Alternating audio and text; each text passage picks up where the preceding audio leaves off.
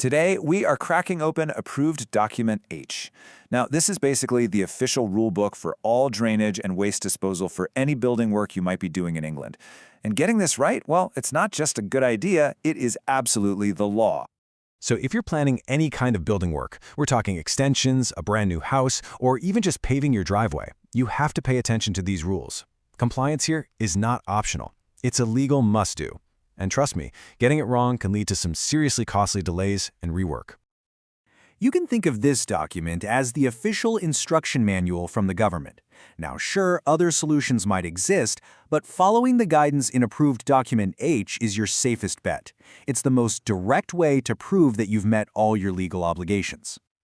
So what's actually in this thing? Well, it's split into 6 key sections. It covers everything from where your wastewater goes, all the way to where you store your bins. We're going to walk through each one so you know exactly what's what. Let's get into it. Okay, first up, foul water. This is all the wastewater coming from your toilets, your sinks, showers, and kitchen. And Approved Document H is super specific about how this has to be managed. Now pay attention because this is absolutely crucial. You have to follow this priority list in this exact order. The number 1 option, always, is to connect to a public sewer if it's reasonably possible. You can't just decide you want a septic tank because it's convenient. You literally have to prove that each option on this list is impossible before you're allowed to move to the next one. So what happens if you actually can't connect to a sewer? Well, this is where we get into what are called off-main solutions. If connecting just isn't feasible, you're going to need a self-contained system right there on your property, something like a septic tank or a more advanced sewage treatment plant. And this right here is a massive compliance point. If you do install one of these off-main systems, the law says you must have a permanent notice fixed somewhere inside the building that details the maintenance schedule. This isn't just a friendly suggestion, it's a legal requirement to make sure the system is looked after properly and doesn't become a health hazard. All right, next up is rainwater. We've dealt with the waste from inside the house. Now let's look at how we're supposed to manage water coming from the outside and the pipes that carry it all away. And guess what? Just like with foul water, there's another strict priority list for rainwater. The main goal here is what's called sustainable drainage, basically letting rainwater soak back into the ground naturally using something like a soak-away. This takes the pressure off public sewers and helps prevent flooding. Connecting to a sewer is really the last resort.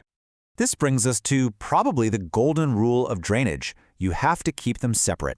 Section H5 could not be clearer about this. Foul water and rainwater need their own independent drainage systems.